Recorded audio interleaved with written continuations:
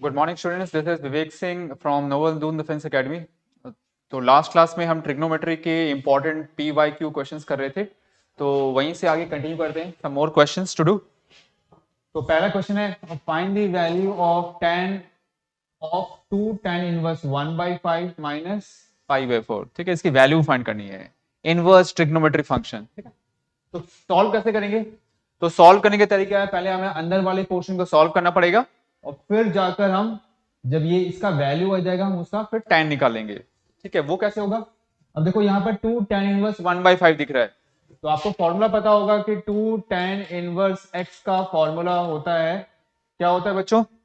2 tan inverse x का ये होता है tan inverse 2x divide by 1 minus x square. ये आया कहां से? ये इस टाइप से फॉर्मूला से है। जैसे आपको पता है ना tan 2 थीटा, वो कितना होता है?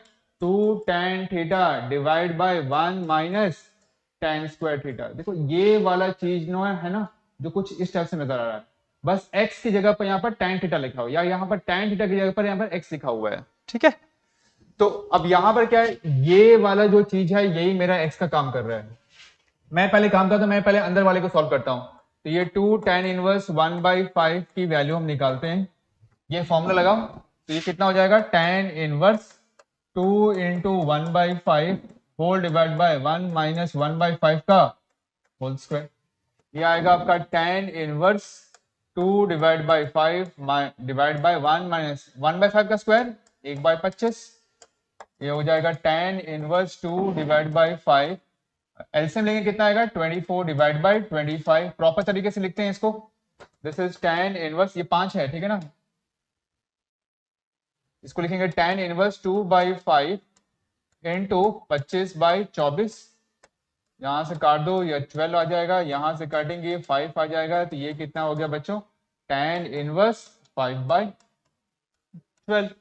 तो 2 tan इनवर्स 1/5 का वैल्यू है tan इनवर्स 5/12। ठीक है, अब आगे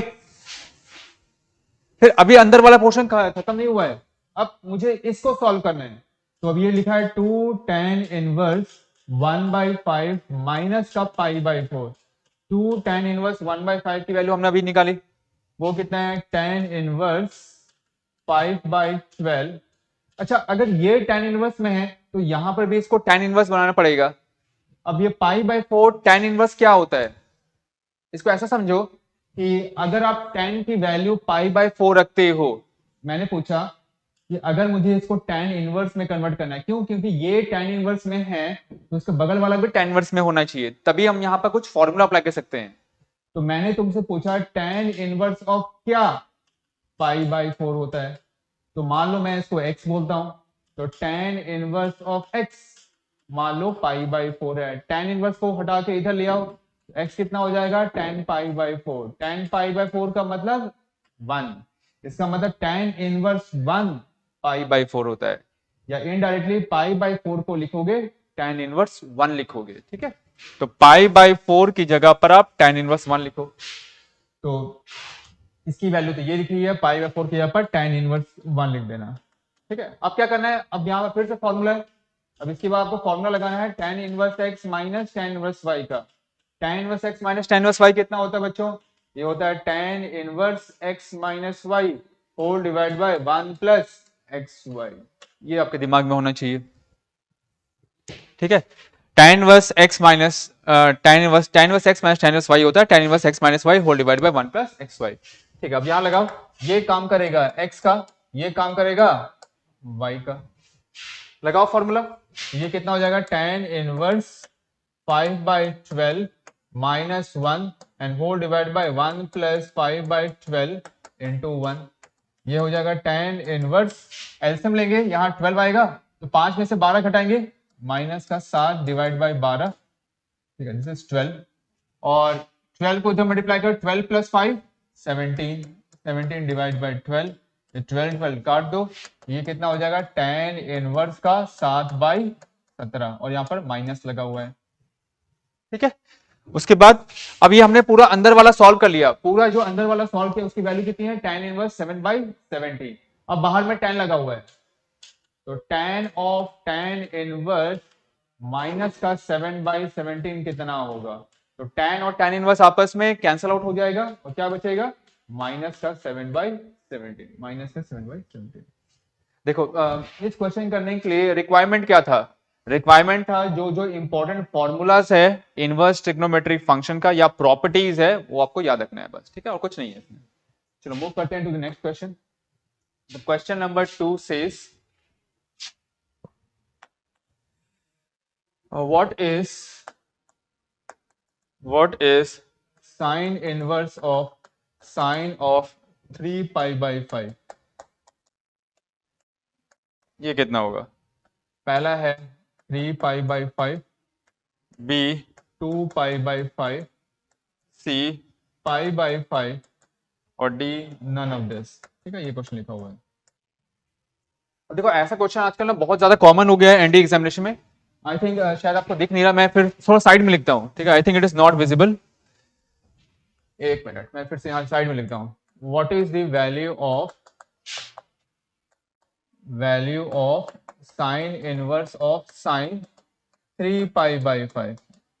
ये क्वेश्चन था, ठीक है ना। ऑप्शन एक बार फिर से लिख लेता हूँ। तो option was 3π/5, B 2π/5, C π/5 and D है नन ऑफ दिस। ठीक है, इसकी वैल्यू कितनी हो गई ये पूछा जा रहा है आपसे। तो अब करेंगे कैसे? तो फिर से आपको यहाँ पर इनवर्स ट्रिग्नोमेट्रिक फंक्शन की प्रॉपर्टी पता होनी चाहिए। तो एक प्रॉपर्टी है इनवर्स ट्रिग्नोमेट्रिक फंक्शन की कि sign inverse of sine theta, sign inverse of sine theta ये सिर्फ और सिर्फ थीटा होता है। ये थीटा होगा कब होगा? जब ये थीटा की वैल्यू होगी माइनस का π/2 से लेकर प्लस का π/2। माइनस का π/2 का मतलब माइनस का 90 डिग्री, प्लस का π/2 का मतलब प्लस का 90 डिग्री। मतलब अगर एंगल -90 से +90 है तभी ये आपस में कैंसिल होके ये एंगल थीटा देगा, ठीक है ना। अब ये देखो 3π/5 लिखा हुआ है। 3π/5 होता कितना है? तो 3π/5 को अगर आप, ये रेडियन में है, इसको अगर डिग्री में कन्वर्ट करोगे 180/π से मल्टीप्लाई करके, तो ये कितना आएगा? ये आएगा आपका 6 18, 108 डिग्री। क्या 108 डिग्री -90 से +90 के बीच में है क्या? नहीं, नहीं है। तो नहीं है तो फिर ये वाला फॉर्मूला बिल्कुल बेकार है। तो करना क्या है? अब देखो ये 108 डिग्री किस क्वाड्रेंट में है? ये आपका दूसरे क्वाड्रेंट में है, ठीक है। और ये -90 से +90 किस क्वाड्रेंट में है? तो आपको पता है +90 डिग्री यहां पर होता है, माइनस का 90 डिग्री यहां पर होता है। हमें चाहिए -90 से +90। ये आपका फोर्थ क्वाड्रेंट में है, ये आपका फर्स्ट क्वाड्रेंट में है। तो अगर मैं इस एंगल को कैसे भी कन्वर्ट करके, ठीक है, जैसे हमें क्या निकालना है, यहां पर साइन का 3π/5 है ना, अगर मैं इस 3π/5 मतलब 108 डिग्री को कैसे भी करके फर्स्ट क्वाड्रेंट में या फोर्थ क्वाड्रेंट में लगा ले आऊं, कैसे भी करके थोड़ा मैनिपुलेशन करके, तो फिर ये वाला फॉर्मूला काम कर जाएगा, ठीक है, काम कर जाएगा। कैसे होगा ध्यान से देखना। तो मैं क्या करूंगा, यहां पर साइन इनवर्स ऑफ साइन का 3π/5 लिखा हुआ है, क्या मैं इसको लिख सकता हूं? Sine inverse of sine of pi में से माइनस कर लो 2π/5। किस क्वाड्रेंट में है बच्चों? ये सेकंड क्वाड्रेंट में है, याद रखना सेकंड क्वाड्रेंट में। मेरा इंटेंशन क्या है? एंगल को या तो फर्स्ट क्वाड्रेंट में लाना है या फोर्थ क्वाड्रेंट में लाना है, ठीक है। तो मैंने कर दिया पाई में से 2π/5 माइनस कर दिया, ठीक है। ऐसा क्यों किया? पाई का मतलब क्या होता है? 180 डिग्री। 180 डिग्री में मैंने कुछ एंगल माइनस कर लिया है। तो अगर यहां पर एलसीएम लोगे तो कितना आएगा? 5π - 2π जो कि होगा 3π/5। तो इस चीज को हम ऐसा लिख सकते हैं, ठीक है। और आपको पता है कि साइन का पाई मतलब 180 डिग्री, 180 डिग्री माइनस थीटा कितना होता है? ये सिर्फ और सिर्फ साइन का थीटा होता है। तो यहां पर ये थीटा काम कर रहा है, तो sign inverse of sine of 180 degree minus theta ये होगा साइन का थीटा। तो साइन इनवर्स को तो छूना नहीं है, यहां हो जाएगा साइन का 2π/5 लिख दिया। अब इससे क्या होगा कि ये वाला जो एंगल है अब ये फर्स्ट क्वाड्रेंट में आ गया। कैसे? देखो 2π/5 को आप कन्वर्ट करके देखो, तो 2π/5 को अगर आप 180/π से मल्टीप्लाई करोगे डिग्री मिलाने के लिए, तो ये कितना आ रहा है? 72 आ रहा है, जो कि फर्स्ट क्वाड्रेंट में है, ठीक है। अब क्योंकि ये वाला एंगल मेरा फर्स्ट क्वाड्रेंट में आ गया, मतलब -90 से +90 के बीच में आ गया, तो आराम से मैं साइन इनवर्स और साइन को हटा सकता हूं और ये क्या बचेगा? 2π/5 बचेगा, 2π/5। ठीक है। और इसी क्वेश्चन को करने का एक दूसरा तरीका है यूजिंग ग्राफ, लेकिन मैं ग्राफ के बारे में ज्यादा डिस्कस नहीं करूंगा क्योंकि वो बहुत ज्यादा टाइम कंज्यूमिंग है, उसमें बताने के लिए थोड़ा अलग टाइम चाहिए, ठीक है। अदरवाइज उससे भी बहुत आसानी से आंसर आ जाएगा, ये सब करने की जरूरत आपको नहीं पड़ेगी, ठीक है। भले आपको ट्रिग्नोमेट्री नहीं भी आता हो ना, अगर आप वो ग्राफ वाला चीज आता है, आप बड़े मजे से इस क्वेश्चन को कर सकते हैं। लेकिन अभी फिलहाल छोड़िए, आप इस तरह से समझ लीजिए इसको। क्वेश्चन नंबर 3, क्वेश्चन नंबर 3 क्या है? Question number 3 is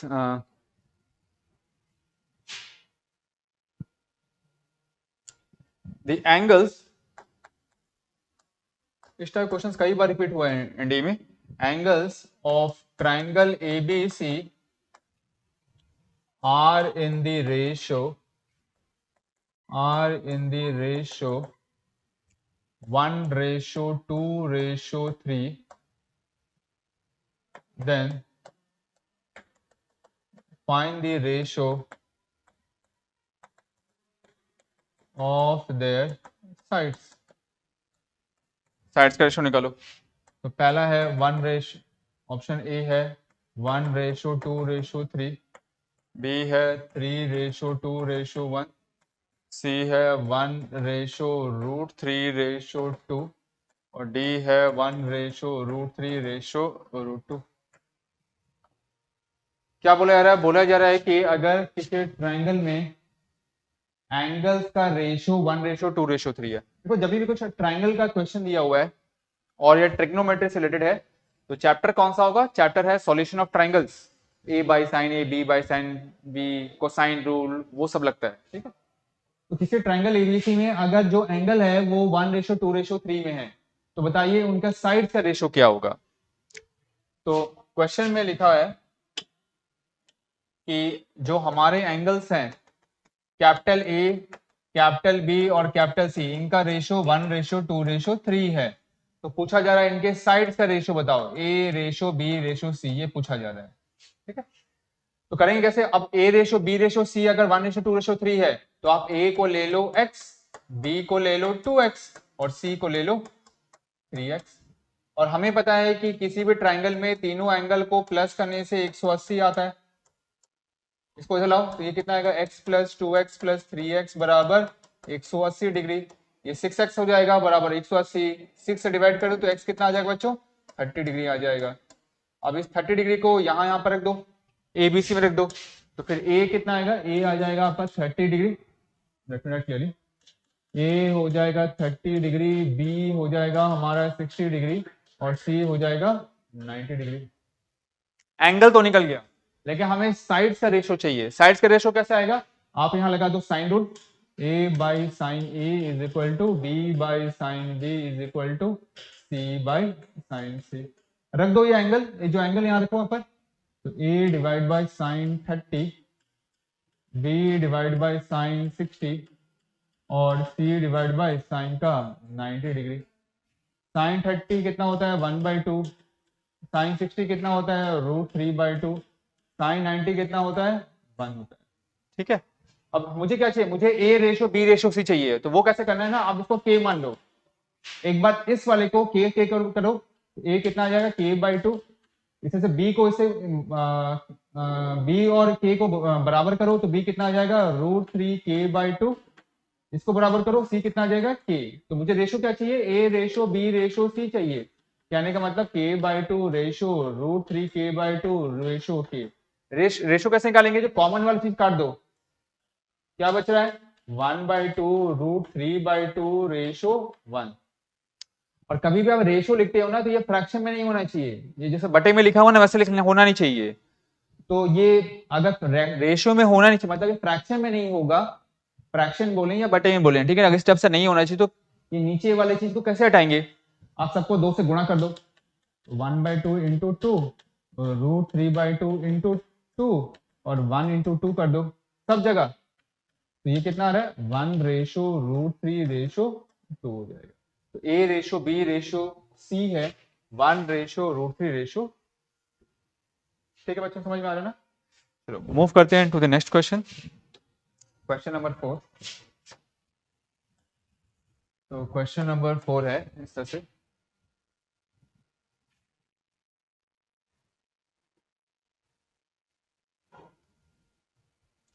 in triangle ABC, in triangle ABC A minus two B plus C is equal to 0 और find the value of, find the value of cot A by 2 into cot C by 2. Option A 9 by 2, option B 3, option C 3 by 2, option D 1, ये पूछा जा रहा है। A minus two B plus C is equal to 0 दिया हुआ है किसी triangle ABC में, तो पूछा जा रहा है cot A by two cot C by two क्या होगा। जैसे ये A by two B by two C by two दिखता है ना, तो आपको हाफ एंगल फॉर्मूला यूज करना है। कौन सा हाफ एंगल फॉर्मूला? इस वाले चैप्टर का हाफ एंगल फॉर्मूला, वो एस इंटू एस माइनस ए, वो वाला फॉर्मूला यूज करना पड़ेगा। ठीक है, तो करेंगे कैसे? यहां देखते हैं। तो आंसर हमें निकालना है किसका वैल्यू? हमें निकालना है cot A by two into cot का सी बाई टू, ये फाइंड करना है। तो कैसे होगा? कॉट ए बाई टू का फॉर्मूला होता है root over S into S minus A divide by S minus B into S minus C. Cot C by two का formula S into S minus C divide by S minus A into S minus B. अब ये S होता क्या है? ऐसा का पता नहीं है। एस को बोलते हैं सेमी पेरीमीटर, जिसकी वैल्यू होती है A plus B plus C whole divide by two. दिमाग में डाल लो, तीनों साइड को प्लस करके दो से डिवाइड करते हैं, सेमी पेरीमीटर कहते हैं। ठीक है, अच्छा जब हम इस तरह से करेंगे तो कुछ कैंसिल आउट होगा क्या? देखो ये रूट में है, ये एस माइनस से, ये रूट में एस माइनस से कट जाएगा, ये रूट में एस माइनस से, ये रूट में एस माइनस से कट जाएगा। क्या बचेगा? Root S into root S, जो कि होगा S root S minus B into root S minus B, root S minus B का होल स्क्वायर, जो कि होगा एस माइनस बी। चलो ये तो निकल गया, लेकिन ऑप्शन में देखोगे, ऑप्शन में तो सिर्फ वैल्यूज लिखा हुआ है, यहां कोई एस वैस कुछ नहीं है। तो एस का हम फॉर्मूला यूज करेंगे। एस क्या है बच्चों? A plus B plus C whole divide by two, नीचे भी A plus B plus C whole divide by two and minus का बी, ऊपर आएगा A plus B plus C whole divide by two, नीचे LCM लेंगे तो ये two B बनेगा, तो ये B minus two B minus का बी, ये आएगा ए प्लस सी माइनस का बी डिवाइड बाई टू। इसे आप काट दें और क्या करेंगे? देखो अभी भी कुछ नहीं हो रहा, अभी एबीसी आ रहा है, लेकिन मुझे ऑप्शन में कहीं एबीसी नहीं है, तो अब इस चीज का इस्तेमाल करेंगे। करने वाले क्या है कि इस 2b को इधर ले आओ, तो फिर ये a प्लस सी कितना हो जाएगा? 2b हो जाएगा। मतलब जहां जहां a प्लस सी लिखा है वहां पर 2b रख दें, तो ऊपर में ये a प्लस सी नजर आ रहा है, वहां पर 2b रख दो, तो 2b प्लस b ये हो जाएगा 3b। नीचे भी a प्लस सी नजर आ रहा है, यहाँ पर 2b रख दो, 2b माइनस b ये हो जाएगा b, ये वाला यहां से, ठीक है ना, कट जाएगा। कितना आंसर आ रहा है? 3 आ रहा है। आंसर इज, फॉर्मूला पता होना चाहिए, बस काम चल जाएगा हमारा। क्वेश्चन नंबर 5, क्वेश्चन 5 ये है, इन triangle ABC, in triangle ABC if cos a plus cos b plus cos c बराबर रूट 3 साइन पाई बाई 3, सारे प्रीवियस क्वेश्चन है। तो what is value of, what is value of sign a by 2 into sine b by 2 into sine c by 2। Option ए 1/2 1/2 1/4 1/8 1/16। ठीक है, तो बच्चों अगर ऐसे क्वेश्चन को अगर ना फिर से ये ट्राइंगल वाला है चैप्टर, ट्राइंगल एबीसी, अगर ऐसे क्वेश्चन को अगर नॉर्मल तरीके से करोगे तो ये इतना टाइम खा जाएगा कि आप इसी में 10 मिनट गवा दोगे, उसके बाद भी कोई गारंटी नहीं है कि आंसर आएगा कि नहीं आएगा। ठीक है ना, करना कैसे है? फिर आपको फॉर्मूला लगाना पड़ेगा cos a plus cos b, 2 cos a plus b by 2 into cos a minus b by 2, वो सब लगा के मैनिपुलेशन करना पड़ेगा, बहुत टाइम खाएगा। तो अगर वैसा नहीं करना है तो कैसे करेंगे? तो यहाँ पे कुछ शॉर्टकट इस्तेमाल करेंगे। कैसे? अब यहाँ देखो, तो मैं क्या करने वाला हूँ, पहले इसको प्रॉपर तरीके से लिखते हैं, cos a plus cos b plus cos c बराबर sine pi by 3, sine 60 degree, sine 60 degree कितना होता है बच्चों? होता है √3/2, √3 इंटू √3/2। तो ये हो जाएगा cos A plus cos B plus cos C, √3 into √3, ये होगा 3/2। ठीक है। अब ये capital A capital B capital C क्या है? ये capital A capital B capital C हमारे एंगल्स हैं, और हमें पता है कि तीनों एंगल का सम 180 डिग्री होता है। ठीक है। तो अब क्या करेंगे, कोई शॉर्टकट सोचेंगे, कोई थोड़ा दिमाग लगाएंगे। मैं यहाँ पर A B C का ऐसा क्या वैल्यू रखूं जिनको रखने के बाद प्लस करके मेरा 3/2 आ जाए। तो हमें पता है कि cos का 60 डिग्री 1/2 होता है। तो अगर मैं यहां पर भी 60, यहां पर भी 60 और यहां भी 60 रख दूं तो 60 प्लस 60 प्लस 60 180 हो जाएगा। और यहां पर अगर 60 60 60 रखूं तो 1/2 प्लस 1/2 प्लस 1/2 जो कि हो जाएगा 3/2। इसका मतलब ये है कि ये यहां पर मैं A B C तीनों ही 60 डिग्री रख सकता हूं। तो अगर 60 रखूंगा तो ये इसको सेटिस्फाई करेगा। सेटिस्फाई का मतलब ए बी सी बराबर 60 डिग्री इसका सॉल्यूशन है, इसका आंसर है। ए बी सी अगर 60 रखेंगे तो ये आ जाएगा। तो बस सब कुछ क्या नहीं करना है, अब कुछ नहीं करना है, बस ये ए बी सी जो मेरा 60 डिग्री है अब यहां रख दो जो पूछा जा रहा है। तो ये कितना होगा A/2, 60 को 2 से डिवाइड करेंगे 30 डिग्री, साइन 30 डिग्री, साइन का 30 डिग्री इंटू साइन का 30 डिग्री। साइन 30 कितना होता है 1/2, ये होगा 1/2, ये होगा 1/2। आंसर कितना आ जाएगा 1/8 आ जाएगा। बस मजे से हो गया। अदरवाइज करते रह जाओगे, वो लगाते हो ट्रिग्नोमेट्री 2 पेज भर जाएगा तुम्हारा, कर ही नहीं पाओगे इसमें। Next question, question number 6। Okay, question number 6 क्या कहता है देखते हैं। तो अगला क्वेश्चन है, in triangle ABC sin A minus cos B is equal to cos C. Find angle B. Find angle B. Option A है pi, option B π/3, option C π/2 and option D π/4। ठीक है ना, ये लिखा हुआ है sine A minus cos B is equal to cos C. तो बताइए एंगल बी कितना होगा।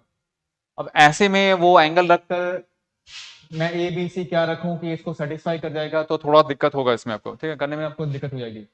तो वो ए का वैल्यू 60 30 रख के करने से थोड़ा सा हो सकता है फंस जाओ। कर सकते हैं तो ठीक है, शॉर्टकट लग जाएगा, आराम से आंसर हो जाएगा, नहीं तो अदर आपको दिक्कत होगी। लेकिन यहाँ पर वैसे करना भी नहीं है। क्यों नहीं करना है? क्योंकि अगर आपने मन से बी रख दिया और बी पूछा जा रहा है, बोला बी निकालो, अगर आप खुद ही मन से बी रख दे रहे हो 30 डिग्री या 60 डिग्री, तो ऐसा थोड़ी होगा। जब आप खुद ही डिसाइड कर दे रहे हो तो क्योंकि एंगल ये होगा 30 डिग्री होगा, तुमने तो खुद बोल दिया 30 डिग्री, आपसे पूछा जा रहा है तो आपने मन से रख सकते नहीं है। जैसे पीछे वाले में था ना, पीछे वाले क्वेश्चन में क्या था, यहां बोलते इसकी वैल्यू निकालो, तो हमने ए बी सी का वैल्यू ऐसा रख दिया जो इसको सेटिस्फाई करा। सेटिस्फाई करने का मतलब ए बी सी इसका आंसर है। तो जब ए बी सी हमें पता है इसका आंसर है तो उसकी वैल्यू हम यहां रख सकते हैं। लेकिन इस क्वेश्चन में तो बी पूछा जा रहा है, तो आप बी की वैल्यू डायरेक्टली कैसे सकते हैं, ऐसा तो होगा नहीं ना। तो हमें यहाँ पर नॉर्मल तरीके से चलना पड़ेगा। तो होगा कैसे, अब यहाँ देखो। तो करना क्या है, सबसे पहले इन कॉस एंड कॉस को साथ में रखिए।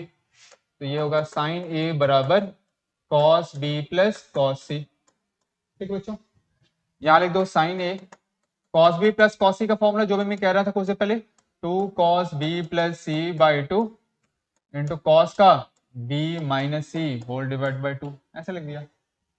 इसको आप लेफ्ट साइड में ले आइए। ये होगा साइन ए बराबर 2 cos b plus C by 2, sorry minus का sine A minus 2 cos b plus C by 2 into cos B minus C by 2, इसको लेफ्ट साइड में लाना है बराबर 0। ठीक है। अच्छा, आपको एक चीज पता है कि a प्लस बी प्लस सी होता है 180 डिग्री। ठीक है, देखो मुझे यहाँ पर b प्लस सी बाई 2 दिख रहा है, इसको मैं थोड़ा सा चेंज कर रहा हूँ। a को आप इधर लाइए, तो b प्लस सी बराबर कितना होगा 180 डिग्री माइनस का, फिर डिवाइड बाई 2 है, दोनों साइड 2 से डिवाइड कर दो। तो b plus C divide by 2 कितना होगा, 180 में से 2 डिवाइड करेंगे आएगा 90 का माइनस a बाई 2। तो मैं क्या करूंगा, यहां पर लिखूंगा sine a minus 2 cos b plus C by two की जगह पर 90 डिग्री माइनस का a बाई टू, और यहां पर छोड़ दिया cos का b minus C by two बराबर 0। ठीक है। अच्छा, cos 90 माइनस थीटा कितना होता है? ये होता है साइन थीटा। इसको लिख दिया sine a minus two sine a by two into cos b minus C by two. अब देखो हर जगह एंगल डिवाइड बाई टू है, तो ऑफ कोर्स यहां पर भी डिवाइड बाई टू करना पड़ेगा। अब साइन ए का फॉर्मूला क्या होता है बच्चों? Half angle formula. तो वो आपको पता होगा, ये होगा two sine A by two into cos A by two, and उसके बाद जो टर्म्स है उसको कॉपी कर लो, minus two sine A by two into cos B minus C by two is equal to 0। ठीक है ना? तो करेंगे क्या? देखो यहाँ two sine A by two है, यहाँ भी two sine A by two है, कॉमन ले लो, तो you will get two sine A by two common, तो अंदर रह जाएगा कॉस का A by two minus cos B minus C whole divide by two, and this is equal to 0। ठीक है। अब टू को क्रॉस मल्टीप्लाई कर दिया, टू खत्म हो जाएगा, और फिर एक बार इसको 0 करो, एक बार इसको 0 करो। तो चलो पहली बार मैं साइन ए बाई टू को 0 कर लेता हूं। पहले इसको सॉल्व करते हैं। साइन किस एंगल पर 0 देता है बच्चों? एक तो अगर यहां पर 0 आ जाए तो साइन 0 0 हो जाएगा, दूसरा 180 डिग्री पर भी 0 होता है। तो अगर अब मैं यहाँ पर a बाई टू की जगह पर 0 रखूंगा तो a कितना आ जाएगा? 0 आ जाएगा। क्या किसी ट्राइंगल में कोई एंगल 0 हो सकता है क्या? नहीं, पॉसिबल नहीं है, हटा दिया। दूसरा मैंने बोला अगर a बाई टू मेरा 180 डिग्री हो जाए तभी भी काम चल जाएगा। अगर साइन 180 कितना होता है? वो भी 0 होता है। क्रॉस मल्टीप्लाई करो तो ये कितना हो जाएगा? 360। अरे कोई एंगल 360 हो जाएगा क्या ट्राइंगल में? पॉसिबल ही नहीं है ना, पॉसिबल नहीं है, क्योंकि तीनों एंगल का सम तो 180 होता है, ये तो 360 हो गया, तो ये भी पॉसिबल नहीं है। इसका ये मतलब है कि यहां से कोई वैल्यू नहीं आएगा, कहां से आएगा? अंदर वाले से। अब इसको 0 के बराबर करो, तो cos a by two minus cos b minus C by two is equal to 0। इसको उधर ले आओ, तो cos a by two is equal to cos का b minus C by two हो गया। दोनों साइड cos को हटा दो, तो a बाई टू बराबर b minus C by two, इसे काट दिया, तो a की वैल्यू कितनी आ रही है? a आ रहा है मेरा b माइनस सी, इसको लिख लेकर रखेंगे। ठीक है, a equal to b minus C. तो नेक्स्ट पेज मूव करते हैं। तो यहाँ क्या है? a is equal to B minus C, पहला इक्वेशन। और दूसरा क्या पता है हमें कि a प्लस बी प्लस सी होता है 180 डिग्री। हमें क्या फाइंड करना है? हमें b फाइंड करना है, याद रखना है b फाइंड करना है। तो करना क्या है? इस c को आप यहाँ ले आइए, इधर ले आओ, इसी वाले में। तो ये a प्लस सी बराबर b हो जाएगा, और ये जो सेकेंड इक्वेशन है यहाँ पर a प्लस सी की जगह पर ये b डाल दो, तो b, और ये बचा हुआ b is equal to 180 degree, 2b बराबर 180 डिग्री, तो b कितना हो जाएगा? 90 डिग्री हो जाएगा। तो b मेरा है 90 डिग्री। तो इस क्वेश्चन का जो आंसर है वो है 90 डिग्री 5। समझ में आया ना? वो पूरा ट्रिग्नोमेट्रिक एप्लीकेशन है, लगता है कि ये सिंपल सा हो जाएगा, इतना आसान नहीं है, तो प्रैक्टिस चाहिए। स्पेशली ये सॉल्यूशन ऑफ ट्राइंगल्स वाला जो चैप्टर है, इसमें फॉर्मूलाज बहुत सारे हैं और इसमें काफी प्रैक्टिस चाहिए, और स्पेशली जेईई मेंस में ये चैप्टर तो टफेस्ट ऑफ ऑल है, बहुत ज्यादा टफ है। क्यों? क्योंकि कहां पर कौन सा फॉर्मूला अप्लाई करना है ना, वो समझना बहुत डिफिकल्ट है। सिंपल सिंपल क्वेश्चन तो आप कर लोगे, लेकिन डिफिकल्ट वाले चैप्टर्स ना इसमें आपको प्रॉब्लम क्रिएट करेगा, उसके लिए काफी प्रैक्टिस चाहिए इसमें। चलिए आगे मूव करते हैं। Moving on to the question number 7, सातवां 7th क्वेश्चन में देखते हैं क्या पूछा जा रहा है। 7th क्वेश्चन है सर कि find the solution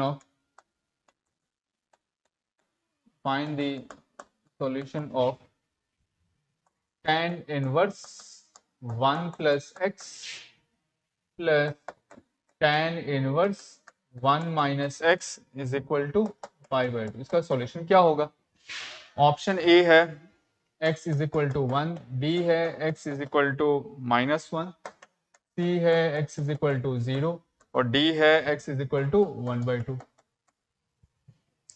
बोला इसका सॉल्यूशन क्या होगा? इसको सॉल्व करने के बाद x की वैल्यू क्या आएगी?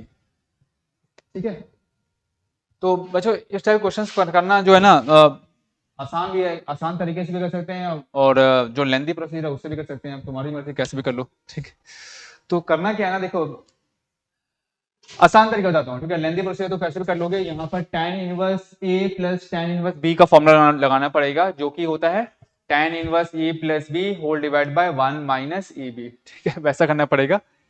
और जो दूसरा तरीका है वो कैसे करेंगे, पूछा इसे सॉल्यूशन क्या है, सॉल्यूशन में तो यही वाला है ना, मतलब पूछा जाए इसको सॉल्व करने के बाद x क्या आएगा, x का वैल्यू इन चारों में से कोई तो आएगा। तो लेट्स सपोज x का वैल्यू, अगर मान लो इसका आंसर अगर ये 0 है, तो अगर मैं x की जगह पर यहाँ पर 0 रखूंगा तो लेफ्ट हैंड साइड और राइट हैंड साइड बराबर आना चाहिए, ठीक है। तो चेक करते हैं, अगर आप यहाँ पर x की वैल्यू 0 रखते हो तो क्या left hand side right hand side बराबर आ रहा है क्या, अगर आ गया तो यही आंसर होगा, नहीं आया तो हमें दूसरा ऑप्शन चेक करना पड़ेगा। तो चलो x की जगह पर 0 रख दो, तो ये कितना हो जाएगा बच्चों, tan इनवर्स 1, यहां 0 रख दो, ये होगा tan इनवर्स 1। tan इनवर्स 1 का मतलब क्या होता है, tan किस एंगल पर 1 देता है, जो कि होता है π/4, मतलब 45 डिग्री। ये भी होगा π/4, इसको प्लस करेंगे तो 2π/4, काट दिया तो कितना आ रहा है π/2। अच्छा, 0 रखने पर यही वाला चीज आ रहा है, मतलब ये इसको सेटिस्फाई कर रहा है, सेटिस्फाई कर रहा है तो आंसर क्या होगा, 0 होगा, ठीक है ना। नहीं तो tan inverse A plus tan inverse B लगा कर भी कर सकते हैं, वो थोड़ा सा लेंदी होगा, करना चाहे कर सकते हैं इसमें।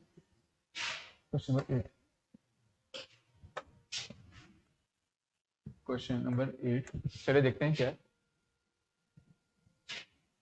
8वां क्वेश्चन है, अब थोड़ा सा height and distance. A moving boat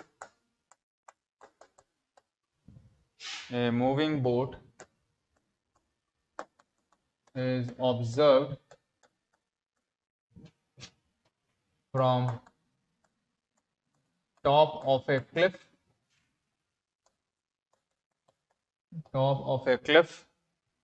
150-meter height. The angle of depression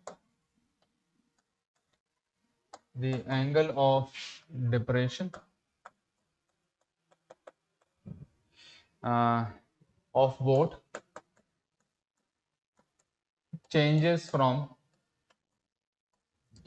60 degree to 45 degree in 2 minutes. What is the speed of boat? What is speed of boat in metre per hour में बताइए कितना होगा। तो option A है 4500 divide by √3, option B 4500 √3 minus 1 divide by √3, C 4500 √3 and D 4500 √3 plus 1 divide by √3, ठीक है, ये लिखा हुआ है। तो चलिए देखते हैं height and distance. Height and distance बहुत लोगों का फेवरेट है, क्योंकि 10वीं का टॉपिक है, समझ में आ जाता है आसानी से, बस फिगर बच जाना चाहिए। फिगर अगर नहीं बना तो फिर क्वेश्चन सॉल्व होना बहुत मुश्किल है। आइए समझते हैं क्या लिखा हुआ है। तो इसमें ऐसा है आंसर, इसमें ऐसा लिखा है, एक बोट है, ठीक है, नाव है, जिसको moving boat is observed from a top of a cliff 150 metre height. Cliff का मतलब क्या है, पहाड़ है, पहाड़ के ऊपर एक पर्सन ने, एक व्यक्ति ने, पहाड़ के, ये पहाड़ है, ये क्लिफ है, मान लो क्लिफ, पहाड़ के ऊपर एक पर्सन है, ठीक है। तो उस पर्सन ने देखा अच्छा, ये क्लिफ की हाइट कितनी दी गई है, ये है 150 मीटर। तो a moving boat is observed from the top of a cliff 150 metre height. एक पहाड़ के ऊपर एक व्यक्ति ने एक मूविंग बोट को देखा, पहला ये लिखा मूविंग बोट, यहां पर ये बोट है। The angle of depression of the boat changes from 60 degree to 45 degree in 2 minutes. बोला यार पहली बार जब इस पर्सन ने इस बोट को देखा तो एंगल ऑफ डिप्रेशन ये पाया गया 60 डिग्री, ठीक है, 60 डिग्री। फिर 2 मिनट के बाद बोट, लेट्स सपोज बोट कहीं पर आगे आ गया, यहां पर आ गया, और फिर से इस पर्सन ने जब देखा बोर्ड को, फिर से जब इस पर्सन ने बोर्ड को देखा, अच्छा नहीं थोड़ा अलग है, एक मिनट फिर से, the angle of depression of board changes from 60 degree to 45 degree. पहले 60 डिग्री था, बाद में 45 डिग्री था। तो अगर लेट्स सपोज ये बोर्ड आगे की तरफ आ गया होता, मान लो ये आगे की तरफ आ गया होता, तो ये एंगल तो बड़ा हो जाता, 45 डिग्री थोड़ी होता, ये तो 60 डिग्री से ज्यादा होता। इसका मतलब ये बोर्ड इधर नहीं आ रहा है, बोर्ड आगे की तरफ जा रहा है। ठीक है, तो फिर से एक बार डायग्राम बनाते हैं, चलिए फिर से एक बार और फिर से एक पहाड़ है, एक पहाड़ है, मान लो बोर्ड पहले यहां पर है। इस पर्सन ने जब इस बोर्ड को देखा तो उस समय angle of depression, angle of depression पाया गया 60 डिग्री। ठीक है, मान लो 2 मिनट के बाद ये पर्सन इस पॉइंट पर आ गया और फिर से इस पर्सन ने, पर्सन यहां पर है ठीक है क्लिफ के ऊपर, इस पर्सन ने जब बोर्ड को देखा तो एंगल ऑफ डिप्रेशन चेंज हो गया 45 डिग्री, ये एंगल आपका हो गया 45 डिग्री। ठीक है, क्लिफ, ये जो क्लिफ है पहाड़, इसकी हाइट दी गई है 150 मीटर, 150 मीटर। तो पूछा जा रहा है बोर्ड का स्पीड बताओ मीटर पर आवर में। ठीक है, तो करेंगे क्या, सबसे पहले कुछ कुछ जो इंपॉर्टेंट पॉइंट्स हैं उसको मार्क कर लेते हैं। तो ये तो 90 डिग्री होगा, इसे ए बोल दिया, इसे बी बोल दिया, इसे सी बोल दिया, इसे डी बोल दिया। पहले बोर्ड यहां था, बाद में बोर्ड यहां चले गया, और सी से लेकर डी तक आने में बोर्ड को 2 मिनट लगे हैं, इतना ध्यान रखेंगे। ठीक है, अच्छा अगर ये 45 डिग्री है, ये वाला एंगल 45 डिग्री है, तो ये वाला भी 45 डिग्री होगा, है ना। ये वाला 60 डिग्री है तो ये वाला भी 60 डिग्री होगा, है ना। तो हमें क्या करना है, स्पीड निकालना है। अब स्पीड कैसे निकलेगा बच्चों, स्पीड तो पता है, स्पीड का फॉर्मूला क्या होता है, ये होता है डिस्टेंस अपॉन टाइम। टाइम तो हमारे पास में 2 मिनट है, इसको बाद में आवर्स में कन्वर्ट कर लेंगे। हमें चाहिए डिस्टेंस, कौन सा डिस्टेंस चाहिए, डिस्टेंस कौन सा चाहिए, हमें डिस्टेंस वही चाहिए जहां पर बोट जहां से जहां तक गया था। तो सी से लेकर डी तक पहुंचने में इसको 2 मिनट लगा था ना, तो हमें डीसी डिस्टेंस चाहिए। तो डीसी कैसे निकलेगा, आइए देखते हैं। तो सबसे पहले क्या करोगे, पहले इस बड़े ट्रायंगल में लिखो ए बी डी में, तो in triangle A B D, एक शॉर्टकट बताता हूं, किसी भी राइट एंगल ट्रायंगल में अगर ये एंगल 45 डिग्री है तो जितना हाइट होता है उतना ही बेस होता है, बेस और हाइट इक्वल होता है। क्यों, क्योंकि tan 45 degree is equal to perpendicular upon base, और tan 45 डिग्री 1 होता है। तो आप जब क्रॉस मल्टीप्लाई करोगे तो बेस इक्वल टू हाइट हो जाएगा। तो अगर ये 150 है तो ये dB भी 150 होगा। ये लिख लेते हैं, ये dB मेरा 150 है, यूनिट क्या है, मीटर है। ठीक है, अब इस छोटे वाले ट्रायंगल का भी एंगल हमें यूज करना है, तो इस छोटे वाले ट्रायंगल में भी इस्तेमाल करते हैं। तो in triangle A B C, tan लगाओ, तो tan का 60 डिग्री कितना होगा, tan का 60 डिग्री होगा ये परपेंडिकुलर जो कि है 150 एंड डिवाइड बाय बेस जो कि है BC। tan 60 कितना होता है बच्चों, ये होता है √3 150 डिवाइड बाय BC। BC को ऊपर ले आओ और √3 को नीचे ले आओ, तो BC बराबर हो जाएगा 150 डिवाइड बाय √3। ठीक है, हमारे पास में BC हो गया, हमारे पास में DB हो गया। तो ये DC कितना होगा, तो ये DC जो होगा वो होगा DB में से ये BC घटा लो, DB कितना है 150, इसमें ये 150 डिवाइड बाय √3 घटा लो। अगर आप यहाँ पर 150 कॉमन लोगे तो ये कितना आ जाएगा, एलसीएम लेने के बाद √3 - 1 डिवाइड बाय √3। ठीक है, थोड़ा शॉर्ट में कर दिया मीटर। अब मुझे ये DC डिस्टेंस मिल गया, तो इसी डिस्टेंस को अगर मैं टाइम से डिवाइड कर दूंगा तो मुझे मिल जाएगा स्पीड। तो स्पीड जो कि है distance 150 √3 - 1 divide by √3 upon time, time कितना था 2। लेकिन मुझे आंसर किसमें चाहिए, मीटर पर मिनट में चाहिए। ऊपर वाला तो मीटर में है ना, ये किस में चाहिए, हमें आर में चाहिए, सॉरी मीटर पर आर में चाहिए। लेकिन ये तो मिनट में है, मुझे आर में चाहिए। आर में कैसे होगा, इसको डिवाइड बाय 60 कर दो, है ना। मीटर को अगर आपको मिनट को अगर टाइम मीटर को सॉरी मिनट को अगर आर में कन्वर्ट करना है तो डिवाइड बाय 60 करना पड़ेगा। अब 60 कहां जाएगा, ये जाएगा ऊपर और √3 को नीचे ले आओ, तो ये हो जाएगा ऐसे 150√3 माइनस 1 डिवाइड बाय यहाँ पर 2√3 और ये 60 को ऊपर ले आइए इंटू 60 हो जाएगा। इसको 2 से काटेंगे ये आपको हो जाएगा 30। 30 इंटू 150 करोगे कितना आएगा बच्चों? आएगा 4500√3 minus 1 divide by √3 metre per hour. कौन सा आंसर है? ये है आपका बी वाला। ठीक है बच्चों, समझ में आ रहा है? चलो नेक्स्ट क्वेश्चन। ये था क्वेश्चन नंबर 8। क्वेश्चन नंबर 9 एक और हाइट एंड डिस्टेंस का क्वेश्चन करते हैं। तो अगला क्वेश्चन है the angle of elevation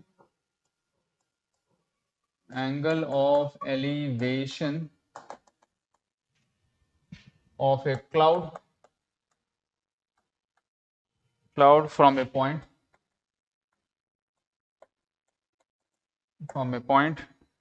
25 meter above the lake is 15 degree and the angle of depression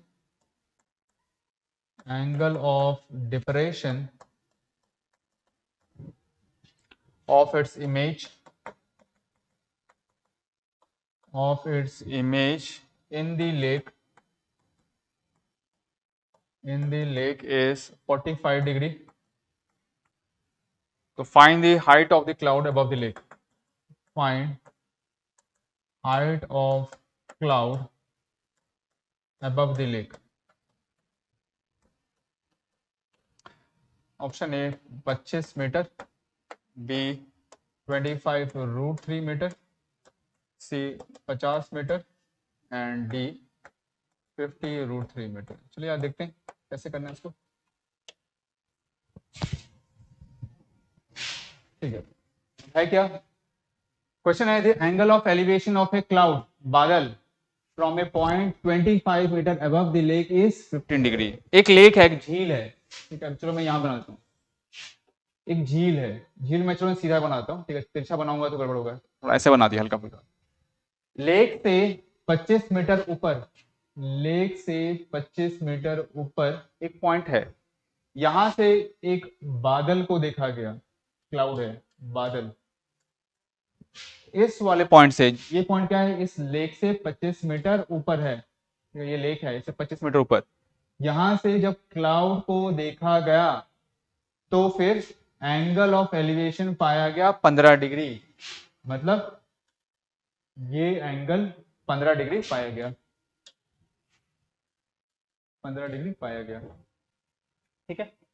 and angle of depression किसका? Image in the lake is 45 degree. इसका बोला जा रहा है कि किसी क्लाउड का इस लेक में इमेज क्या मतलब क्या होता है? जैसे आप आईने के सामने खड़े होते हैं तो तुम्हारा इमेज जो होता है आईने के पीछे दिखता है ना, तो वही वाला चीज पानी के अंदर जब इस क्लाउड के इमेज को देखा गया, और वैसे इमेज कहीं पर यहां पर होगा, ये हो गया सर इमेज, ठीक है। ये लेक है इधर वाला, तो इसी पॉइंट से जब इस बादल के इमेज को देखा गया तो एंगल ऑफ डिप्रेशन पाया गया 45 डिग्री, ठीक है। पूछा जा रहा है find the height of the cloud above the lake. तो बताइए इस बादल की ऊंचाई कितनी है लेक से, ये डिस्टेंस निकालना है आपको। तो होगा कैसे? चलिए पहले थोड़ा डायग्राम को कंप्लीट करते हैं, कुछ नाम दे देते हैं। ये ई बी सब 90 डिग्री होगा, ये सी बोल दिया, डी बोल दिया, ये आपका ई है, ये आपका एफ है। हमें क्या चाहिए? हमें चाहिए इस क्लाउड की ऊंचाई इस लेक से, ये ईडी चाहिए कैसे भी करके। तो होगा कैसे? तो सबसे पहले हमें पता है कि क्लाउड की ऊंचाई जितनी लेक से होगी उतने ही उसकी इमेज का डिस्टेंस होगा लेक से।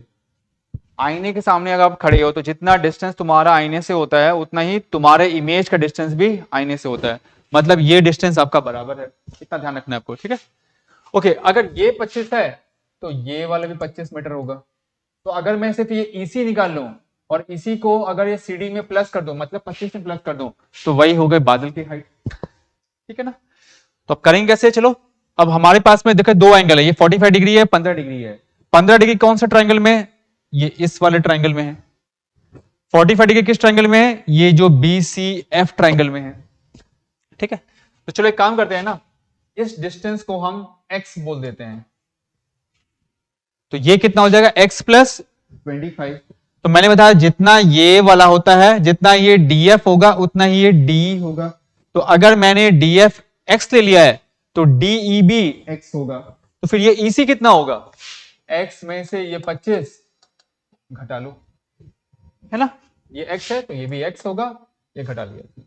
अब क्या करेंगे, सबसे पहले ये 45 डिग्री वाला ट्रायंगल ले रहा हूं। 45 डिग्री वाला क्यों ले रहा हूं, तो मैंने बताया किसी में भी अगर 45 डिग्री एंगल होता है 90 डिग्री वाले ट्रायंगल में, तो जितना उसका बेस होगा उतनी उसकी हाइट होगी।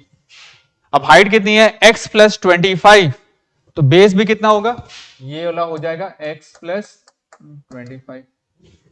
ठीक है, अब बचा कौन सा ट्रायंगल, बस ये वाला बच गया है। इसमें आप tan लगा दो, तो tan का 15 degree is equal to perpendicular x minus 25 divide by base, ये हो गया x प्लस 25। ठीक है, थोड़ा आंसर बेकार सा है। tan 15 कितना होता है बच्चों, ये होता है 2 माइनस का √3, ये हो गया x minus 25 divide bye x plus 25। इसको क्रॉस मल्टीप्लाई कर दो, तो 2 minus √3 into x plus 25 into 2 minus का √3 बराबर x माइनस 25। ठीक है, इस x को इधर ले आओ और इस 25 को उधर भेज दो, या एक काम करते हैं ना, इस 25 को उधर ले आते हैं, इस x को उधर ले आते हैं। चलो मैं यहां लिख रहा हूं, तो इस 25 को उधर ले और 25 कॉमन ले लो, तो ये कितना आ जाएगा, ये आएगा 2 माइनस का √3 एंड प्लस का 1। और इस x वाले टर्म को उधर लिया और x कॉमन ले लो, तो ये क्या देगा आपको, 1 में से घटा लो, ये घटाना है, माइनस का 2 एंड प्लस का √3। तो यहाँ आ रहा है 25, 3 माइनस का √3, और यहाँ आ रहा है x, पहले आप √3 लिख लो और माइनस का 1, इसको डिवाइड कर दो, तो x की वैल्यू आ जाएगी 25, 3 माइनस का √3 डिवाइड बाय √3 माइनस 1। ऊपर से √3 कॉमन ले लो, ये आएगा 25 √3, ये आ जाएगा √3 माइनस 1 डिवाइड बाय √3 माइनस 1, ये कट जाएगा, कितना आ रहा है 25 √3। x आ रहा है 25 √3। x, ये x बादल की लेक से ऊंचाई कितनी है x, और x कितना है मेरा 25 √3, तो आंसर है 25 √3 मीटर, बी आंसर। ठीक है, चलो मूव करते हैं और एक क्वेश्चन की तरफ। तो 10th क्वेश्चन, 10वां क्वेश्चन है हमारा, ये रहेगा लास्ट क्वेश्चन आज का।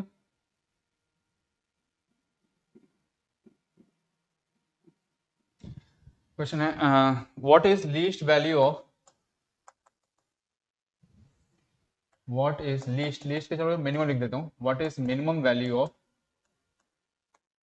Minimum value of 25 cos x square x plus 36 sec square x, 25 cos x square x plus 36 sec square x। Option है A1, B11, C120 and D121। ठीक है, करना क्या है, इसका मिनिमम वैल्यू निकालना है। तो मिनिमम वैल्यू निकालेंगे कैसे, कोई बोलेगा सर मिनिमम और मैक्सिमम और मिनिमम निकालने के लिए ना हम वो करते हैं, उसको डिफरेंशिएट कर देंगे, फिर बराबर जीरो कर देंगे, क्रिटिकल वैल्यू निकालेंगे, वगैरह वगैरह करेंगे। फिर इसको डिफरेंशिएट करके अगर इक्वल टू जीरो करोगे तो हालत खराब हो जाएगी, क्योंकि cos x स्क्वायर x का differentiation 2 cos x into minus cos x into cot x, sec square x का 2 sec x into sec x into tan x, इतना बड़ा एक्सप्रेशन आएगा, उसमें आप इक्वल टू जीरो करेंगे फंस जाओगे, होगा कुछ नहीं उससे। तो करना क्या है ना, एक कॉन्सेप्ट होता है जो आजकल ट्रिग्नोमेट्री में बहुत ज्यादा यूज हो रहा है, उसको बोलते हैं arithmetic mean is greater than equal to geometric mean. ठीक है, मान लो हमारे पास में दो पॉजिटिव वैल्यू है, दो पॉजिटिव वैल्यू है ए एंड बी, तो उसका अरिथमेटिक मीन कितना होता है ए प्लस बी बाई 2, और ज्योमेट्रिक मीन कितना होता है √e बी। ये वाला कॉन्सेप्ट यूज करना है। अब कोई बोलेगा सर ये दिमाग में कहां से है, ये कैसे पता चलेगा कि ये वाला यूज करना है? तो देखो बच्चों, ये कॉन्सेप्ट तभी यूज करना है जब क्वेश्चन में पूछा जा रहा है कि a प्लस बी का मिनिमम वैल्यू निकालो। ठीक है, मिनिमम मैक्सिमम कुछ ही पूछा रहा है, मान लो मिनिमम वैल्यू पूछा जा रहा है, और या पूछा जा रहा है कि कुछ दिया हुआ है, मान लो दो चीज दी गई है, suppose tan square x plus cot square X लिखा हुआ है। फिर से बोल रहा हूं, मान लो ऐसा कुछ लिखा हुआ है, पूछा जा रहा है इसका मिनिमम वैल्यू निकालो, या पूछा जा रहा है इसका रेंज निकालो। रेंज का मतलब इसका आउटपुट कहां से कहां तक होगा। पहली बात फिर से बोल रहा हूं, दो एक्सप्रेशन, दो चीज लिखा होगा, दो या दो से ज्यादा भी हो सकता है, पूछा जा रहा है इसका मिनिमम वैल्यू निकालो या इसका रेंज निकालो, पहली कंडीशन। दूसरी कंडीशन, इनको मल्टीप्लाई करने के बाद कुछ पॉजिटिव वैल्यू आना चाहिए। क्या आना चाहिए? Positive value. तो जैसे आप tan square X into cot square X करोगे तो क्या आएगा? 1 आता है ना, पॉजिटिव वैल्यू आ रहा है। तो अगर इनको मल्टीप्लाई करने के बाद पॉजिटिव वैल्यू आ रहा है, इसका मिनिमम वैल्यू या रेंज पूछा जा रहा है, तो डेफिनेटली ये question arithmetic mean greater than equal to geometric mean का होगा। ठीक है, तो हमारे पास में क्या एक्सप्रेशन है, यहाँ तो 25 cos x स्क्वायर एक्स है और 36 sec स्क्वायर एक्स है। अगर इसको आप मल्टीप्लाई करते हो, मिनिमम वैल्यू तो पूछा जा रहा है, चलो ठीक है, ये कंडीशन है, लेकिन क्या इनको मल्टीप्लाई करने के बाद कुछ पॉजिटिव नंबर आ रहा है क्या? नहीं, इनको मल्टीप्लाई करने के बाद तो cos स्क्वायर एक्स और इंटू sec स्क्वायर एक्स कुछ भी नहीं होता है, वो कटेगा भी नहीं, तो फिर कैसे होगा? इसका कुछ हम करेंगे मैनिपुलेशन। वो कैसे? cos स्क्वायर एक्स को आप लिख दीजिए 1 प्लस कॉट स्क्वायर एक्स, और sec स्क्वायर एक्स को लिख दीजिए आप 1 प्लस tan स्क्वायर एक्स। 25 को सबसे मल्टीप्लाई करो और पहले कॉट स्क्वायर एक्स को लिखो, इसको लिखेंगे 25 कॉट स्क्वायर एक्स, तो यहां से 36 tan स्क्वायर एक्स, और 25 प्लस 36 करेंगे वो कितना आएगा? वो आएगा आई थिंक 61। ठीक है, अब अगर मैं इसको a बोल देता हूं और इसको b बोल देता हूं, अगर इसको मल्टीप्लाई करो, मल्टीप्लाई करने से कितना आएगा? ये कॉट स्क्वायर एक्स और tan स्क्वायर एक्स कट जाएगा और 25 इंटू 36 बचेगा, जो कि पॉजिटिव वैल्यू है। ठीक है, पॉजिटिव वैल्यू है, तो इस चीज पर हम लगा सकते हैं arithmetic mean greater than equal to geometric mean. इसको 1 मिनट के लिए बोल जाइए, ये a और b है ना, ये फॉर्मूला लगाओ। क्या लिखा? a plus b by two, a plus b by two 25 cot square x plus 36 tan square x whole divide by two greater than equal to root over a into b. Root के अंदर इन दोनों को multiply करना है, जब इनको multiply करेंगे cot square x tan square cut जाएगा, क्या बचेगा? 25 इंटू 36, यार है 25 cot square x plus 36 tan square x divide by two में करता हूं, 25 का रूट 5, 36 का रूट 6, 5 इंटू 6 30, और 2 को यहां से गुणा कर दो तो ये कितना आएगा? 60। ठीक है, अच्छा हमने इसका इस्तेमाल किया, अब 61 को भी लेना है क्योंकि यहां पर 61 भी था, दोनों साइड 61 प्लस कर लो, तो 25 cot square x plus 36 tan square x plus का 61, तो यहां भी होगा 60 प्लस 61, 60 प्लस 61 कितना होता है? 121। तो 25 cot square x plus 36 tan square x plus 61, ये था क्या? ये मेरा ओरिजिनल क्वेश्चन था, इसका वैल्यू 121 या इससे ज्यादा है, 121 या इससे ज्यादा, तो मिनिमम वैल्यू कितना होगा? इसका मिनिमम वैल्यू होगा 121। आंसर है 121। ठीक है बच्चों, तो आई होप कि जितने भी क्वेश्चंस मैंने ट्रिग्नोमेट्री का कराया है वो आपको समझ में आ गया होगा। तो नेक्स्ट क्लास में हम कुछ अलग इंपॉर्टेंट टॉपिक लेंगे for your end examination. Thank you.